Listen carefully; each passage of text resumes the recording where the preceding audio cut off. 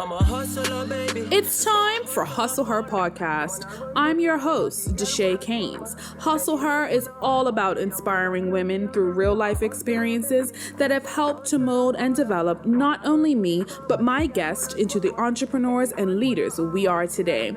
If you're an enterprising woman determined to succeed and looking for a bit of motivation, a bit of tough love, and some actionable takeaways to be the best you, girl, you are in the right place. Hey guys, and welcome back to Hustle Her Podcast. Thanks so much for tuning in today. Big shout out to our sponsors, Brown & Company and 59 Front. However, we do have a new sponsor for our season that's coming up, and I'll tell you more about that as we approach that time. So make sure you head over to hustleherpodcast.com. Make sure you sign up to be a VIP listener. You can also get some background information about today's guest, as well as give us some feedback about what you thought. As always, we're super excited that you decided to spend some time with me today. And so now we can get into it. My next guest has an amazing resume, right? But what we are leading with today is she is the newest author on the block. She has a new book that is just released. It is called Welcome to the Jungle. My next guest is Teena Hostovich. Hi, Teena. Hey, Deshae. I am so excited to be with you. Yes. First of all, I love your podcast. Thank you love so it, much. Love it. And for anybody who's listening, you need to sign up for this podcast. Thank you. And I'm just so honored to be here with you Yes, today. I'm so excited. So I'm so glad that we led with author, right? Yeah. And the book is out and we're so Very excited. We excited. want Very everyone excited. to go and get it. But you've also done some amazing things as well. So you're also the Vice Chair Pacific for Lockton Insurance. Correct. And then you have some other titles from the White House as well. So tell me a little bit about this. Sure. Yeah. President Biden appointed me this year as an advisor to the arts on his Yes. behalf. And I specifically work with the Kennedy Center. Amazing. And I'm also on their board. So so it's Absolutely. fun. It's Yes, exciting. love that. Making a difference in the world Yeah. with our arts Yes. that nourish our soul. Absolutely. In addition to our work. There you go. You gotta addition marry to the our two, work. right? Yeah. Exactly. All right, so we're gonna start off with a few questions. Sure. Let's get the audience to know you a little bit Cool. better, and then we'll jump in from there. All right. Perfect. All right. So I'm happiest when. I'm happiest when I'm with my family and it's quiet time, Yeah. which is rare. But, my husband, my son, our animals, and just kind of hanging out at home and and also the times when I'm by myself and Yeah. just reflecting and having Yeah. a little quiet time. Okay. Finding some peace in an insane world. Love that. Okay, tell me your favorite color. Red. Oh, red, really? Yeah, red, yeah. Oh, like bright, like strong, like original red, or like. More burgundy-esque, Okay. kind of more like this almost, but I Okay. love red too. I have a bright red car, a bright red Corvette. Could I be more cliche? Where's Prince when we There need you go. him? There you go, right? Okay. All right. Tell me a little bit about your skincare routine. How do Sure. you keep the skin looking fresh? Absolutely. Do spend a lot of time on that. Have a great dermatologist, Harold Lancer in Beverly Hills. He's the best. He has a product line that's amazing. I drink 96 ounces of water a day. Really? It really makes a difference. You do have to spend an inordinate amount of time, At the bathroom? at the bathroom. but your skin is glowing, and water truly is the most nourishing thing. I also try to do a protein-based, more plant protein-based diet. It's better for your skin. And then I use Korean skincare products. I've heard about those Yeah, recently. glass skin. Yes, but it's I in my do. cart. Yeah. I do Lazy Girl Korean skincare because there's like 45 products, right? If you do Okay. it right. So I just do the key ones, and I've had friends advise me, and then I've done trial and error. Yeah. and that's my best advice to women. If you want to try something, try it. Yeah. See if you like it. If you don't like it, don't buy it again. Yeah. But you have to try different things. Yes, exactly. So, Okay, so that works. and lots of sunblock.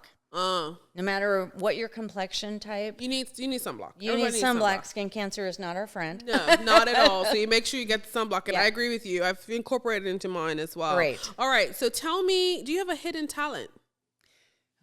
I used to write songs. I was in a band. Really? In high school, I was the drummer. In A drummer? A drummer, yes. Because is there anyone cooler than the drummer? No one Right? cooler than the drummer. So Not at all. at least that was the extensive logic I used to make that decision. Plus, I had no musical talent. I tried everything else. I tried piano. I tried violin. I tried cello. I tried flute. Zero talent. But boy, the drums, I found my home. Found my home. And so I was in a band.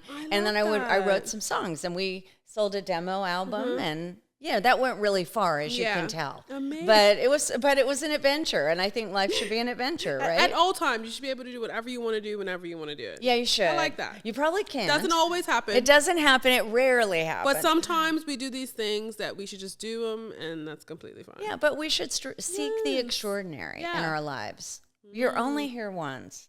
And during the pandemic, I had some health challenges. I had stage 3 cancer and a stroke, and I'm alive. And so I really had a chance to reflect when the world slowed down about, oh my God, I almost died twice, and I'm here. And now what am I here for? Why am I here? What do I want to accomplish? This is not a dress rehearsal. We're not coming back necessarily. We don't know. So I think you should seek the extraordinary in your life whenever you can. Oh, okay. I love that. Tell me, who's your closest friend? Her name is Linda. We went to high school together. I went to high school in Japan. I was one of those wild children, obviously, being the drummer in a band. What was your first clue, right? Yeah. So in any event, I went to high school in Japan. It was an exchange program, and I begged my parents to let me go. And I lived with Linda and her family. So her parents were a second set of parents for me. I love that. Her mom was Japanese and her father was American military. And she lives in Northern California. I just spent Thanksgiving with her. So we've been friends since 10th grade. Wow. Yeah. That's really cool. Like, sometimes you have these lifelong friends, but not everyone has the lifelong friends like that. So yeah, you got I'm to very cherish grateful. them. I'm still friends with my best friend from kindergarten, Sylvia, my best friend from middle school, Paula, and my best friend from high school, Linda. Wow. Yeah. That's amazing. I love that for you. Okay. So you spend a lot of time on planes. I feel like every time we've communicated recently, you're like, been on a plane. I've been on a plane, right? So tell me about what you like to do when you're on a plane. Okay. As you know, being on a plane is not the most relaxing, fun expenditure of your time, right? But you got to do it or you never go anywhere. Yep. So I've tried to find little rituals. So it's interesting that you ask that. Things that keep me centered, particularly on long flights, because you get restless. Yeah. So I always have 2 or 3 books with me that I've been meaning to, 1 for fun and 2 nonfiction. Yeah. So I get a little education and I get a little grit and a little gossip and all that. And then I try to watch a movie. Okay. Yeah. And I try to sleep, but when I was younger, I could sleep anywhere, but no longer. So I tend to not sleep on planes anymore. Okay. But I get a lot of movies in. Okay, good. And then, I worked on the book on planes. I did a lot of the book on planes. I did that and get up at 4:30 a.m. every morning and write for 2 hours. Before the day begins and everybody's looking for you, right? So I did that and I wrote on planes. So lots of planes. Oh, yeah. So tell me your favorite movie. My favorite movie of all time is Casablanca. There's 2, Okay. Casablanca Okay. and the Jimmy Stewart Christmas movie. Okay. So, okay, nice. It's a Wonderful Life. Okay, It's a Wonderful Life. There we go. I couldn't think my of the 2 name favorites. either. Okay, there you go. Very nice. Okay, and then lastly, this, like I keep telling everyone, it's become a thing on the podcast, right? Yeah. So everyone's for a while now. Who is your celebrity crush or was? Keanu Reeves. Oh, I met him. Oh, you met him? Yes. Oh, I love He's that. lovely. Okay, He's that's lovely. good. So I used to work in Century City, which is near Beverly Hills, just for geography. But it's sort of, this was Beverly Hills adjacent. It was Toys R Us. Yeah. So I went in because my son had a birthday party coming up, and he and all his buddies wanted Matrix toys, right? It's when the first one came out. Because my son is 27 now, so this was a long time ago, it was the first Matrix. So I'm in the store, I have 2 Matrix figurines, one for my son, one for my godson. I get in line, I look up, it's Keanu Reeves, No I'm not way. kidding, with his sister. That's so cool. With his sister, and he said, oh, do you want me to sign those? That's cool. That's really cool. So he's a lovely human being, and I admire that very much. And you hear all the Keanu stories. Yeah, that's really cool. I mean, talk about a cool gift for your son and godson, right? Like, it just happened to be in the store at the same time. It's such a random, incredible thing. Yeah, love it. Okay, so tell me about little Teena. What did little Teena want to be? What did she like to do? What were her sports and different things she was into? Sure. One of the things that I talk about a little bit in the book is I was always a storyteller because I grew up in an area of Los Angeles that was a little rougher than some. And my grandparents came over from the old country. So my family has a very strong attachment to democracy and freedom, which we'll talk about later, I think. But my grandparents came here to escape the Russians and the communists coming to Czechoslovakia where they were. And my mother's family came over during the potato famine for Ireland. But in both cases, there was this strong belief in building a new life. And so I grew up with a lot of this conversation around you can be who you want to be, you can do whatever you want. At the same time, you know, we were of modest means and we lived in a very rough neighborhood in Los Angeles. But I feel very blessed to have grown up there because I learned so much about different people and different cultures and how to get along with people. And so my story, which I tell in the book, but I'll share with you if I may.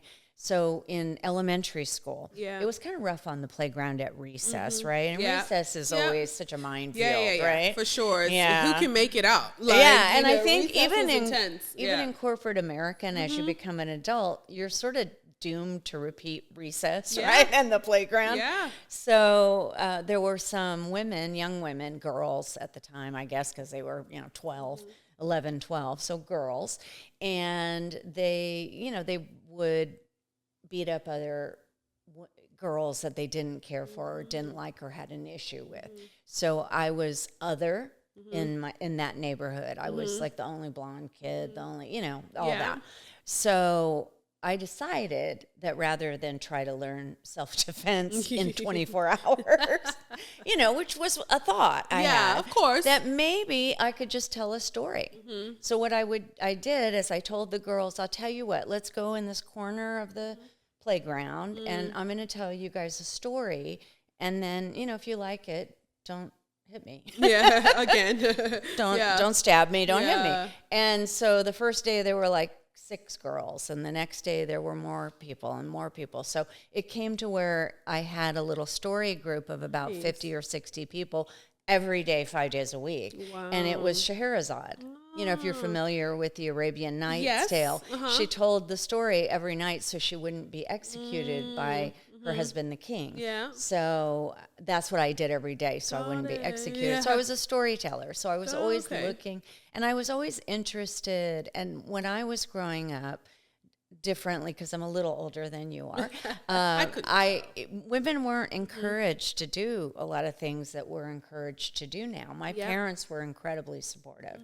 They were like, do whatever you want. You don't let anything hold you back. You need to get an education. You need to build a career. You need to take it seriously. But the general mindset was you need to find a man and get married and make sure you're provided for. Yeah. Which I'm sure to you sounds insane and ridiculous. No, but I mean, people still think that way, right? And, it's not as common, but you'd be very surprised how many people still think that way. And, at my age now, people still look at me and are like, wow, you're not married, or are you married, or do you have any kids? And so it still is there, and they look at you almost with pity because your life isn't fulfilled because you don't have those things. You actually have a better life. I'm sorry. Take that out. No, I'm kidding. But it still happens. So sorry to cut you off. Yeah, no, please. I want it to be not as overt as it used to be in the past, where it was like, you better get married. It was like marriage or school. It wasn't that bad, right? But it definitely is still very she doesn't have a man, or you don't have any children, so how could you really enjoy life? Like your life has no meaning. That the most is actually more insulting than the man part of it. Yeah, no, you're right. You're right, And the world has changed, and women are 53% of the workforce now, and they're 51% of med school and law school graduates. I mean, the world has changed, and yet society hasn't changed. No, we still look at it in the sense of, she is not complete, without a husband and a family. It's true. That is a little bit shocking. I mean, I tried really hard to make it so you didn't have to put up with that, but I did. I appreciate it. I did. Trust me. I totally appreciate it, but it is still a thing. I read this thing online a few years ago, and it's become really popular now, but it was a girl who it was a story online. It's become a meme now, and it basically was like she ran into her ex, and he was like, is it Mrs. whatever? And she was like, actually, no, it's Doctor, right? And so I was like, love it, right? Because it's like, no, how about, who cares about that portion of it? It's there irrelevant. You go. Totally irrelevant. Yeah. And yet we're losing a generation of young men because young women are actually doing better than young men right now. So we're in kind of a weird inflection point, in my opinion, and the opinion of others. There's Scott Galloway, who is in charge of the Stern School at NYU. And is a famous, speaker, philosopher, commentator on society. Yeah. He's written some books and done a lot of talks. Young men are getting lost because they feel like all the opportunities are going to young women. And it's so bitterly ironic for me because, number one, that's not totally true, and it's such a weird reversal, but also as the mother of a young son, I think 2 + 2 can equal 5. Yeah. If men and women, or however you identify, can work together more effectively, we can make 5 out of 4 or 10 even. Yeah, definitely. But if we don't all work together and collaborate, we're losing some things. It's the truth. And it doesn't, obviously I work in the DEI space. Yeah. And so many times we have these conversations with people, which it gets a little frustrating, and we see it in a gender space as well. It's just because we're highlighting and showcasing some of the nuance or things that are where a certain group of people are being disenfranchised or they are not being supported in a way does not take away from what you have been given or have been provided for all this time, right? It's just highlighting that there have been some inequalities. And that is the reality of that situation. So, and I think it goes, from racially, gender-wise, even from an ageist perspective, disability, all of those things. And it doesn't necessarily mean just because I'm a Black woman that you don't have opportunities because you're a white woman. Right. Like, I'm not taking them away from you. Right. Everyone can eat. We can all, and we're better. We can make each other better. Exactly. We can help each other understand because you don't know what you don't know. No, not at all. And unless somebody shares their journey with you, their experience, you'll never know. Yeah. And you'll always think, oh, that's kind of weird, or they're very whatever, pick an adjective, right? Because you don't know. And you need to get to know people and talk to them so that you understand. Yeah, especially before you judge, right, as well. Like, you've always got to get to know someone. So that's definitely important, and I totally agree with you on that. But I guess so you're in school and you've made all the, lunchtime stories. Yeah, made all the lunchtime stories. You got everyone to love you. So from that, what did you go into university to study? I was a film student. Okay. Back to the storytelling theme, right? So I was a film student at USC, and my mother was dying of cancer. And so I wasn't able to have a traditional, I could have, but I didn't have a traditional college experience because my father and mother talked to me, and the money that we needed for my mom's treatment, because this was the 80s, and chemotherapy wasn't covered, MRIs weren't covered, all the treatment for cancer, none of those things were covered by insurance back in the day because they were new and nobody knew. Seemed experimental then. Exactly. Yeah. So in order to get the treatment to try to keep my mom alive, we needed to use all their savings, right? And that savings had been earmarked for my college. So what I did is I got a job in insurance. And I thought, well, I'll put myself through college and then I can help my dad take care of my mom. And hopefully we can keep her alive and I can put myself through college. Wow. So, okay. Yeah. So you started your career in insurance where? I started at Inoue Masanaka, which is a Japanese brokerage firm that became Marsh Japan. That's so crazy. Isn't that crazy? And because I had gone to high school in Japan and spoke Japanese, I don't anymore like I did then. I was younger and it was more recent, but I did. And so they wanted someone with Western looks and the command of the language and just basic skills, you know, to be nice to people when they come in. Yeah. So that was my first job. I was a receptionist That's so at crazy. Inouye Masanaka, which became Marsh Japan. And then I left and went to Johnson & Higgins after 2 years and stayed there until the sale to Marsh. To and Marsh then again. Stayed Marsh again. All roads seem to lead. Yeah. And Back then, to Marsh. so then I had a contract. I had to stay. Well, I stayed. And then I decided to make a change. That's so crazy. I mean, the world is so small. It is number one. so small. How we connected, and then come to find out that you worked at Marsh, and I now work at Marsh. Yeah, it's so crazy. It's so crazy. It's a very small world. Very small world. And now you're the vice chair of for Pacific for Lockton Insurance. Yeah, correct. So what does that entail? So we have 1,000 people in the Pacific, all California pretty much, and we have the most diverse group because California, right? Yeah. We're the 4th largest economy in the world. Thank you, Gavin.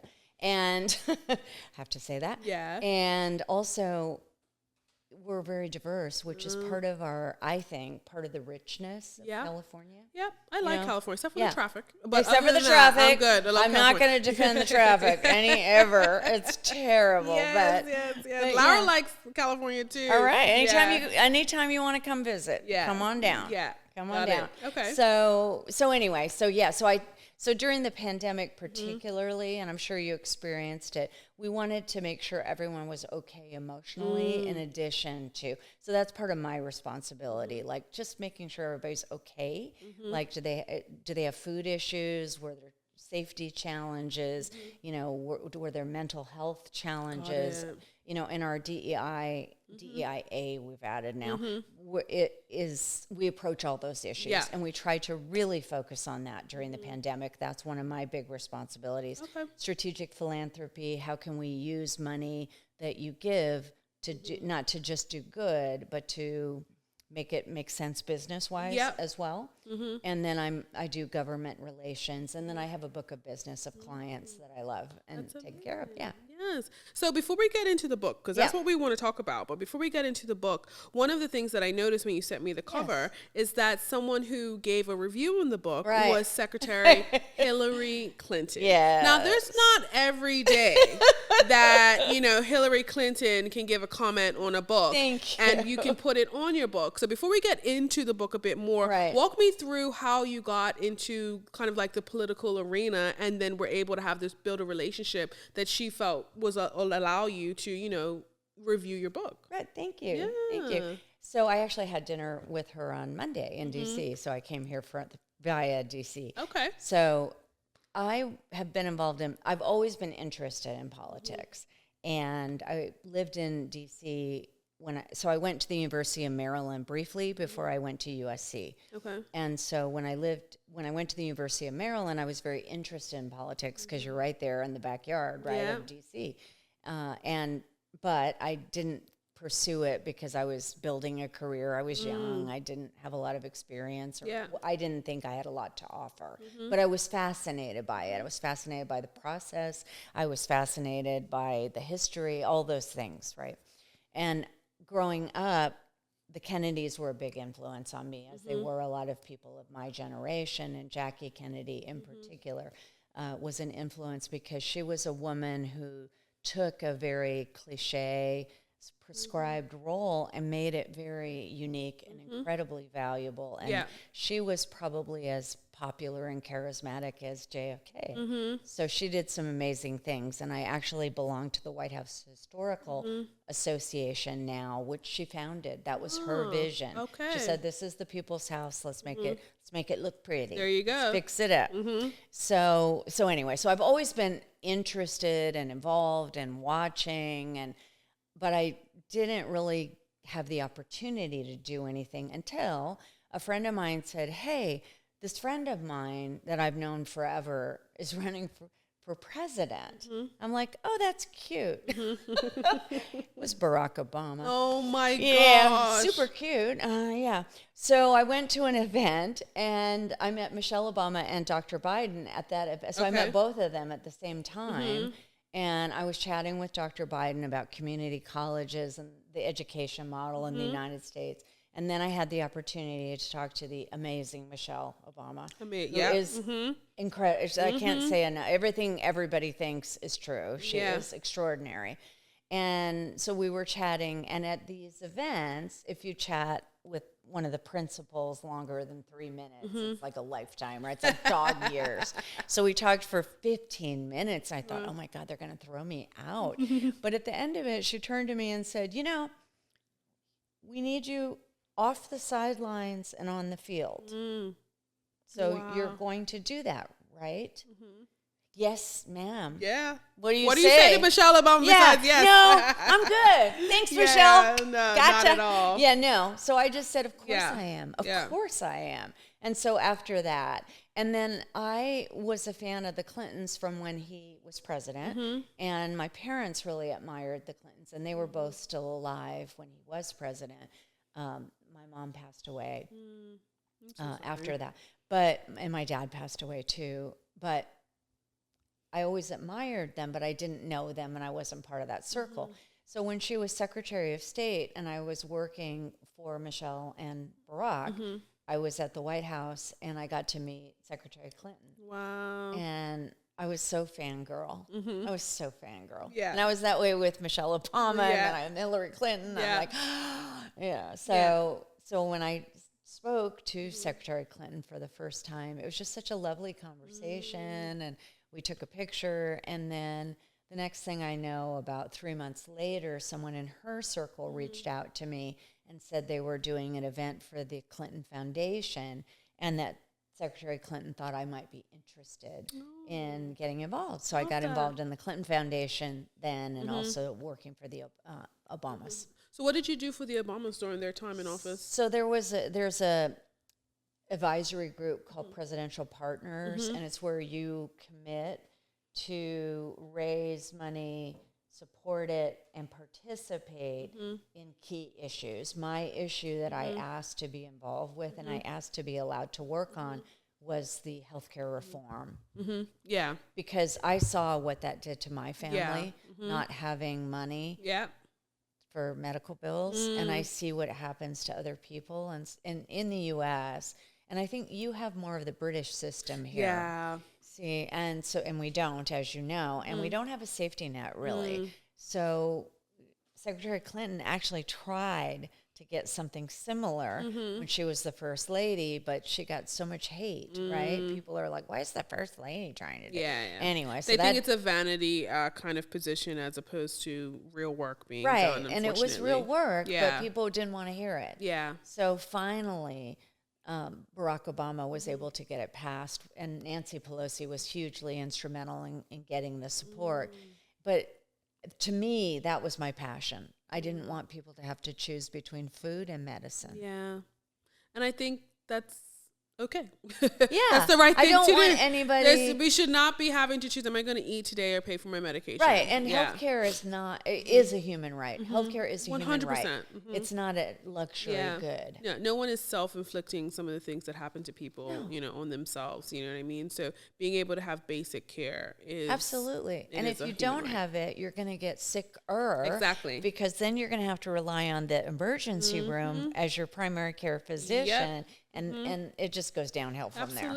Absolutely. No, I totally understand. So, okay. So, and then now in the Biden administration, you have a role there as well. Yes. The advisory council to the arts. Yeah. So President Biden recently appointed you on that. Correct. Yes, he did in May. Nice. How, and what does that actually entail? So there's meetings, and so recently there was an event at the White House where we did the Premier Laureate Awards in conjunction with the government of Japan. Got it. So I have the opportunity as part of this advisory group to be involved with other countries and their arts programs, which I find fascinating. Yeah. And this in particular, since I went to high school in Japan, Dr. Biden thought I might be interested in participating. Absolutely. And Secretary Clinton, this is her event because she introduced it when she was First Lady. Nice. So I recently got to do that. I went earlier this year when Bruce Springsteen and Amy Tang and some other I love it. folks Yes. got the Medal for Humanities Yes. and the Arts. And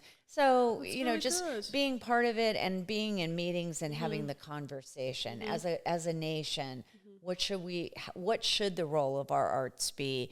How can it support our citizens? And how do we make it accessible for everyone? I think those are the challenges. Yeah, and that's really good work as well. You know, like Yeah. sometimes when you hear, you know, White House and committees and these types of things, we don't necessarily always think of the arts. So I think Right. that's a really good kind of way to get that out there. And it's good that they're doing that and continuing the work from Hillary Clinton Absolutely. and Secretary Clinton as well. Absolutely. And Yeah. it's so important. Yeah, absolutely. All You're right. in the arts as well as in insurance. I guess we can call this the You're arts. I don't know. You're filmmaking. I don't know. I rely heavily on Laura. You're for that bit of it. filmmaking So, team. yeah, we will leave that one. I won't claim that one too much. I wish I could claim that part of it, but you know, that side of it we definitely leave to LDS multimedia. It's all good. All right. So, you wrote this book, and so you Yes. started to write it during the pandemic, right? No, I started writing it this year. This year? Yeah, I woke No up New way. Year's Day, Uh-huh. and I said, okay. So I'm cancer-free 2 years now. Wow, it's amazing. And Congratulations. Thank you. Thank you. I was treated at the City of Hope, which is a phenomenal, it's where my mom died, but it is a phenomenal institution. Yeah. And this is, 30 years later. And it was phenomenal, the treatment. But, and then of course, and then the stroke, and then trying to get my arms around the job and the global pandemic and everything that was going on.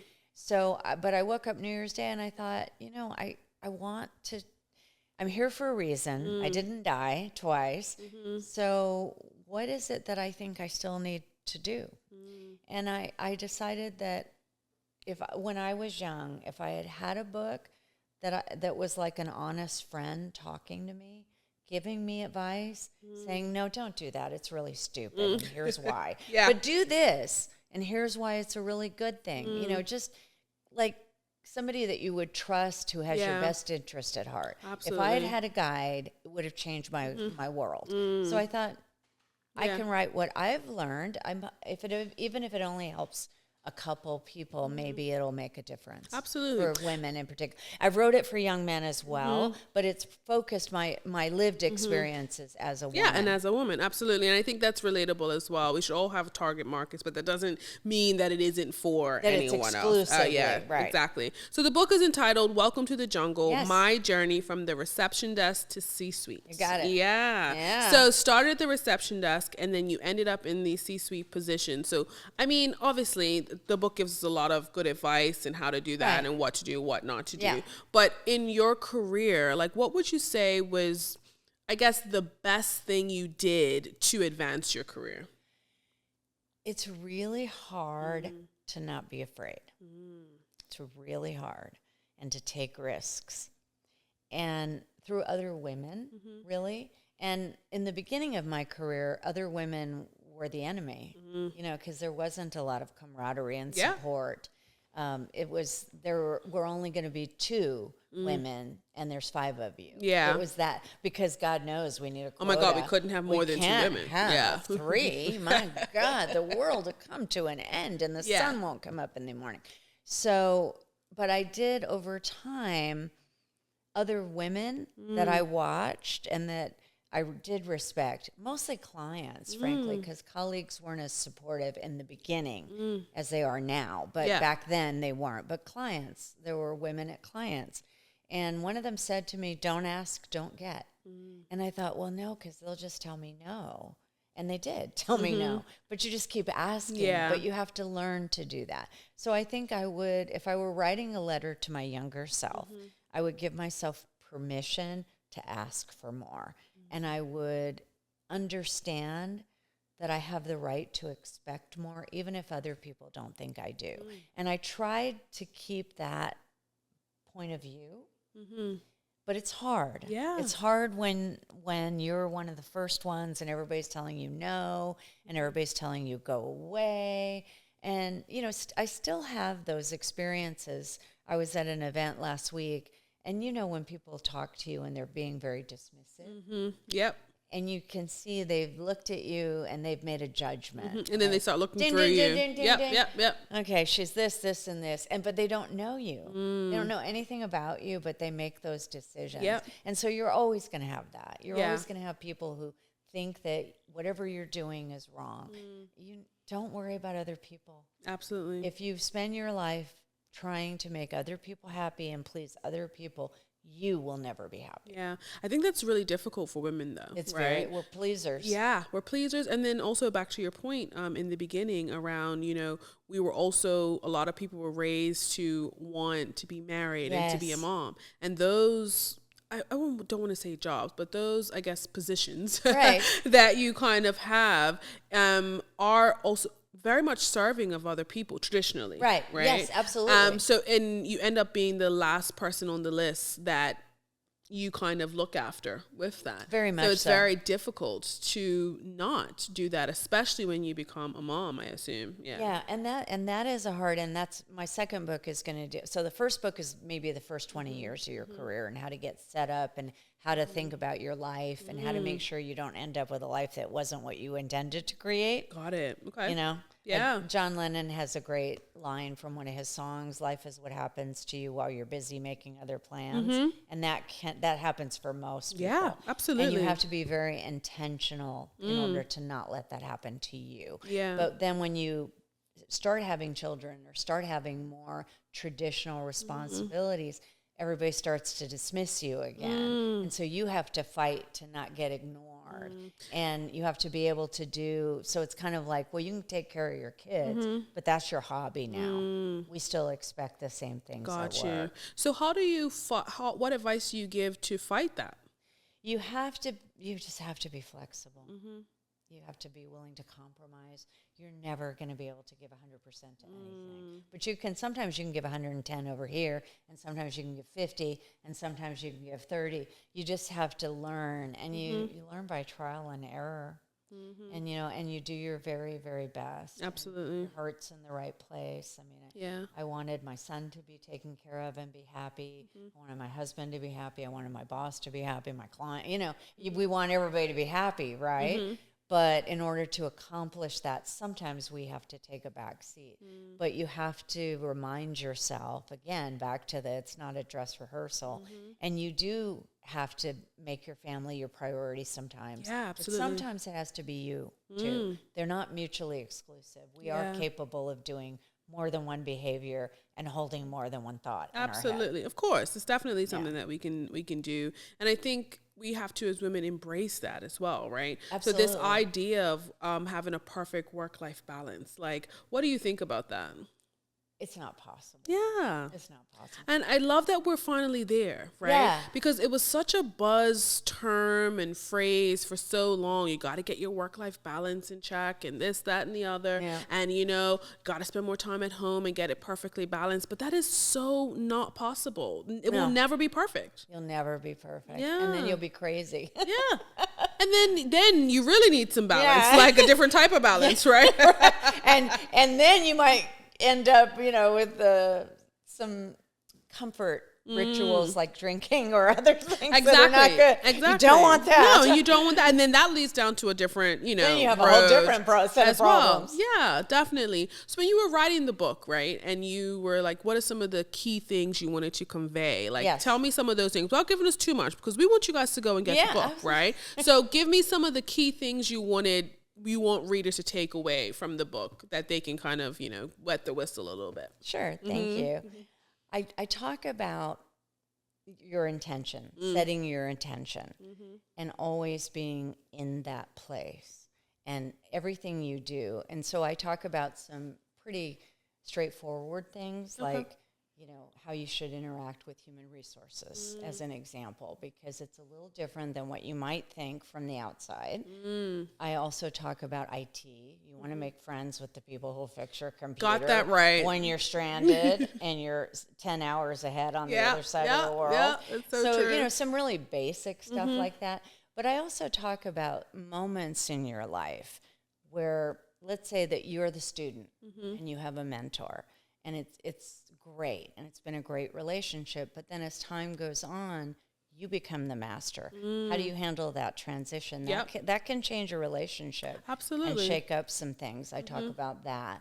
I talk about, your behavior and what's, and I'm just really honest. Yeah. Because I know people, particularly in my son's generation, they're like, we don't want all your rules. I'm not giving you rules. I'm telling you how people will view you. It's your choice. And here's the thing. I say that at work as well, especially with our younger generation. So we have Gen Zers are coming into the workforce. Yeah, my son is Gen Z. They're kicking the doors down, right? Yeah, they are. And here's the thing, and I actually appreciate their views on life, and I appreciate what they bring to their table. They love to balance their personal time, and they're not workaholics like what we were taught to be as millennials and our parents. You know, it wasn't like that. But what they do not, I think, factor in is that Generation X as well as our boomers are still in the workforce. Right. We have 4 generations now. 4 generations in the workforce now. Yeah. And they still work in a specific way. And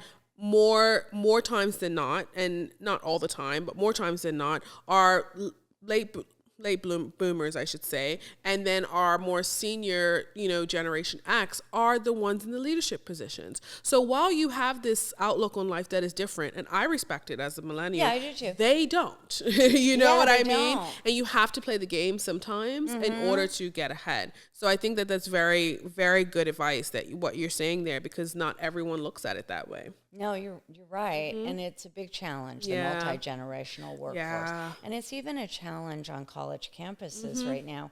There are so many issues that divide us in the United States. And a big one right now, obviously, it's the war in Ukraine and the war in Israel, Gaza. So there's a lot of conflict in America. There's a lot of conflict on college campuses. And there's a lot of different feelings from generations. And I do respect Gen Z, and I do appreciate. What I appreciate is that having come up in the corporate world, which felt like being raised by a British nanny, right? Keep calm, carry on. There you go. Stiff upper lip. I don't want to hear it. Just do your job. Work. Just carry on. Fine, but I appreciate that they question things.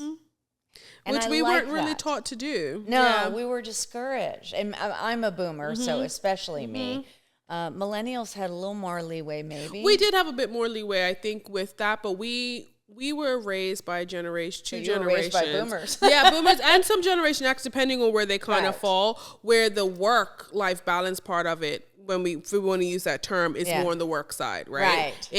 We were still kind of the evolution of what our parents wanted to be, right? We were a little bit more spoiled. We got the things that our parents didn't have. Our parents might have gotten a full ride to university, but for us, it was, they might have paid, or it might have been a combination. Whereas these Gen Zers, and I say these Gen Zers because they're my younger siblings, but these Gen Zers, it's a completely different kind of environment that they were brought into. I think they're spoon-fed a lot more than a lot of different generations were. And I think that that's okay to some extent. Right. Because I think that shows the evolution of where a lot of different, households are now. Right. Right. Which is good. It is good. It is good. The problem is, because we're not talking to each other, there's a lot of misunderstanding. Yeah, for sure. So you have boomers saying, oh, they're lazy. I mean, right? They say that about us as millennials, for sure. Yeah. And then my son is like, oh, boomers, you ruined the planet. But at the same time, we're about to witness the largest transfer of wealth in history as boomers die. Yep. I mean, so millennials and Gen Zers are going to be raking it in. Yeah, that's the truth. So I kind of feel like, quit trashing me for wrecking the planet when you're going to inherit a shit ton of money. Yeah, there you go. But that's not the point. And the point is, we just need to understand each other. I do agree. And to your point about the earning part of it, I was reading something the other day, I can't remember where, and it was saying that Gen Zers are probably going to be the first generation to not earn their parents. Wow. I did not know that. Yeah. I can't remember where it was. It makes sense when you think about it, sense. though. And I need to remember where I found that for, so I can put a little, sub underneath to give whoever wrote that credit. But I remember reading it and I was like, that actually makes sense, because for so long, generations were doing better than their parents. Correct. And that was the goal. Yeah. Every generation's goal was have your children do better than you did. Yeah, and that's what you kind of wanted. So it was the first generation to go to university, and then it was the next to be doctors and lawyers and all those types of things. And now we're changing the game, and you're giving everyone this amazing advice for the beginning parts of their career. Right. Yeah. I love this so much. So you have a point here in Welcome to the Jungle. You'll discover how to lay the foundation for a successful career and life. Right. So what is the life part of it? The life part is, it's so easy. We were talking about it, about the balance being on the work side more so. Only you can make you happy. Right? Only you know what you want. Only you know what your dreams are. I could tell you, I think you should do this. And you'd be like, yeah, thanks. I'm good. Or maybe you'll say, oh, that's interesting. But the point is, you have to build your own life. Yeah. It is your responsibility. Yeah, life absolutely. That's what happens to you. It can be. It can be. And I've been in that situation where I've had years where life is all about what's happening to me, not what I'm doing, not what I'm getting out of my life. But that should be the exception, not the rule. And you have to work at it. And so I talk about that. Plan your life. What do you want? You asked the question earlier, when are you your happiest? You need to incorporate that. Because if you build this fabulous life, but you're not happy, what have you got? What do you have? Yeah. I mean, the thing is, it depends on what makes you happy too, right? Because some people say money don't buy happiness, but the thing about it is, money helps. Well, there's a threshold. Yeah, they've done studies.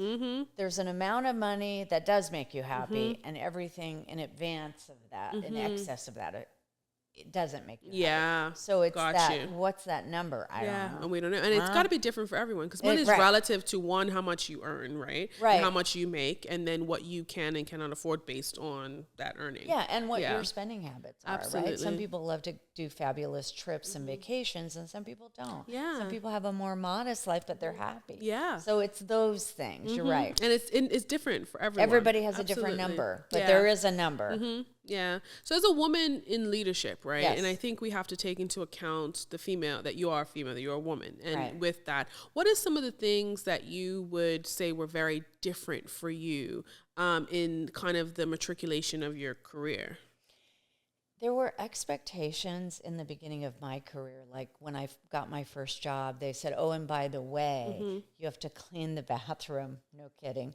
You have to make coffee. You have to wash the dishes. The bathroom of the president of the company, who had his own bathroom. I've aspired to that my whole career. I don't have one. What?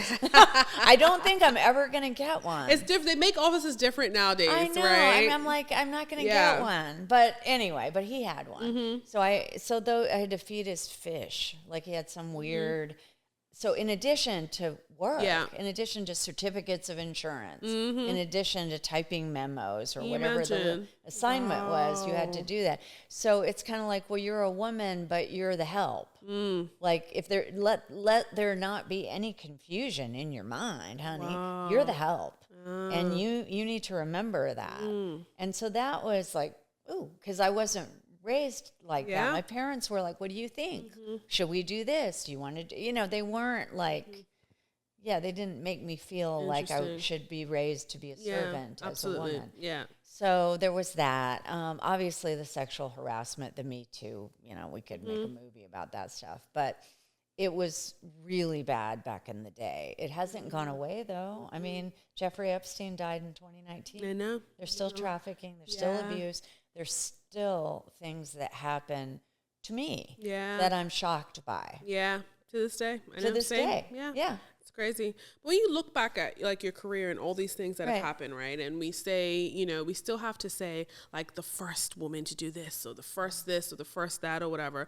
Why do you feel like we're constantly breaking these glass ceilings as women? Like constantly having to shatter this first thing all over again? All the time. Because no one wants to give up power, right? It's the truth. That's why incumbent presidents run for re-election no matter what. I mean, power is the ultimate drug in so many ways. Yep. And so the people that hold the power or have historically held the power, the cliche old white dudes, right? Yep. They've historically held the power. So they're not going to just say, okay, you're right. It's your turn. Yeah. If you have a lot of power, you're not going to willingly just, here you go. Let me know how it goes. Yeah. You're going to be like, well, wait a minute. I'm not sure I'm comfortable with this. So as women, we've just come to the table where we're over 50%, right? Over 50% in the workforce, over 50% of doctors, lawyers, Indian chiefs, astronauts, whatever the case may be. We're there. We're at a critical mass. Yeah. But we're still having to say, but you're right. The first one, the second woman, the third woman, whatever. I think 10 years from now, that won't be as strong. But I think in the meantime, we need to find a way for genders to work together more effectively. Definitely. For the younger people. Because they don't know. Yeah. So if a young, woman takes your book and she's reading it, what is something that you would want her to get from this so that she isn't feeling like she's continuing to have to break the glass ceiling? I want her to believe it, to understand she can believe in herself, and that building the career is within her control. This isn't that you can. It's hard. Sometimes there are moments when you're like, I don't know if I can do this. Yeah. This is just too hard and too frustrating and too upsetting or too hurtful, or name an adjective. Yeah. But you have the control. You can make it happen as much as you possibly can. You don't have control over everything. Yeah. So I want young women to know this is your journey. This is your life. This is your career. These are some things that will help you think about what that looks like in 20 years. Yeah. And is what it looks like in 20 years going to be what you are dreaming of now? Absolutely. Wow. We're almost at time. Like, this is crazy. Wow. It went by so I fast, know. right? I know. It happens all the time. And when I get the signal from Lam, I'm like, oh my gosh, I'm scrambling to make sure I've kind of gotten everything together. But no, I think the cool thing about doing like episodes about this is learning about you, yes, but also with the book, it's like, so we're giving you a taste, but you got to go get it so you can read it, right? And so we want everyone to know that, Welcome to the Jungle will be out and it's available now, right? It'll be available on January 8th on Amazon. Yes, January 8th on Amazon. Perfect. And that's where everyone can get it, right? Yes, Perfect. All right. And so before everyone leaves the couch, my final question is always, what do you want to be remembered for, right? So when you're no longer here, which is going to be a very long time for now, knock on wood, right? You're so sweet. You're no longer here. And, so kind. someone says, Teena, and all the things that you've done, you've got your tentacles reached to so many different places. Like, what do you want at the core of it to be remembered for? I want to be thought of as someone who actually made a difference, who used their time here